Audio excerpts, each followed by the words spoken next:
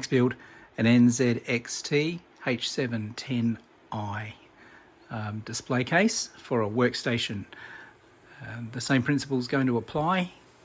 Building a workstation for a couple of years office use, and then we're going to convert it into a bigger gaming machine.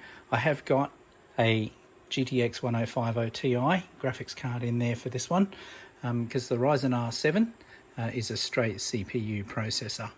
3rd gen, but you can't run graphics directly off the motherboard with just that CPU. So we're adding that little GTX 1050. Should keep Tegan very happy.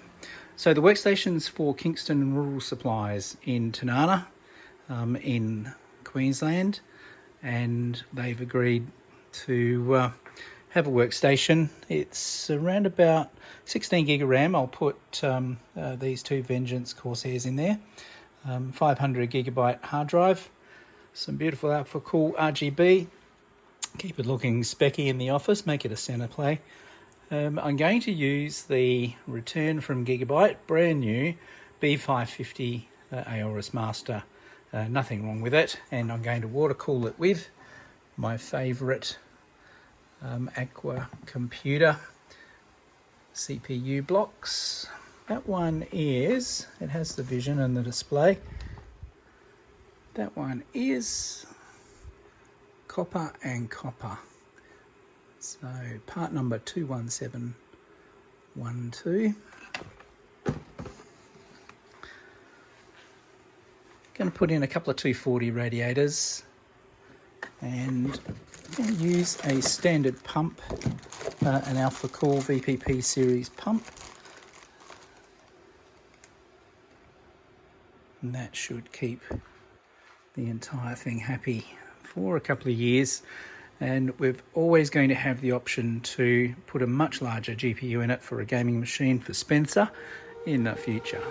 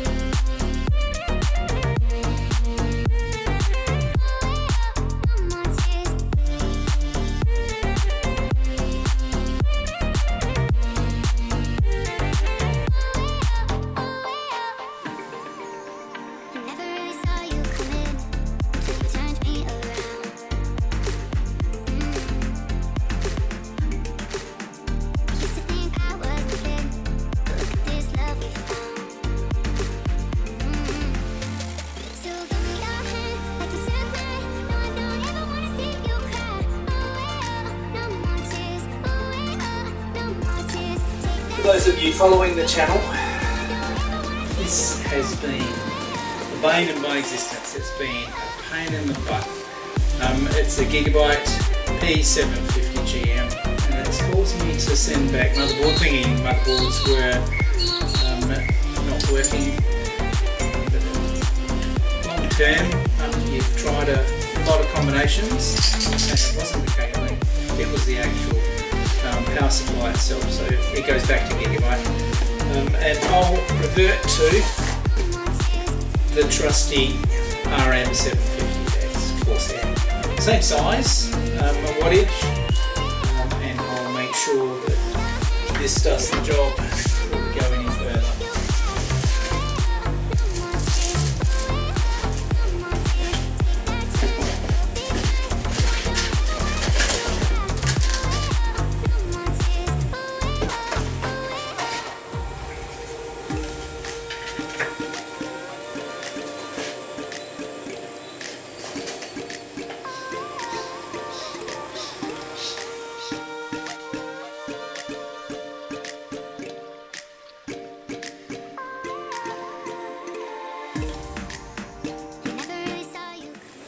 everything's spinning.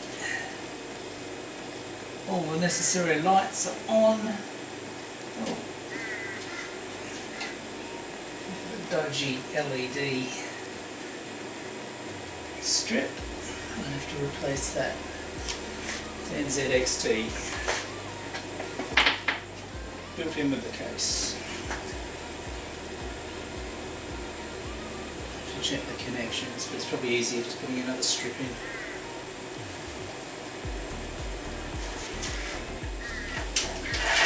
Thank you, Corsair, you saved the day. Back to the shop. A viewer to the channel to put in one of these things. It's a valve, make sure I turn it the right way. Basically a ball valve.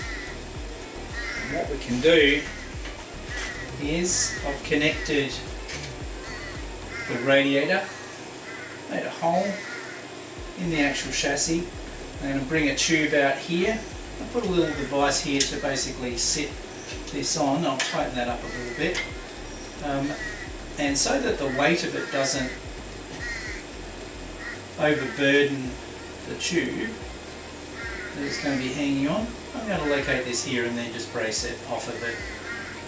Probably with a cable tie to begin with. And this is a drain plug. So the idea is the minimum water level on this workstation is going to be, well, it's a fight between these two, but basically this is the lowest level.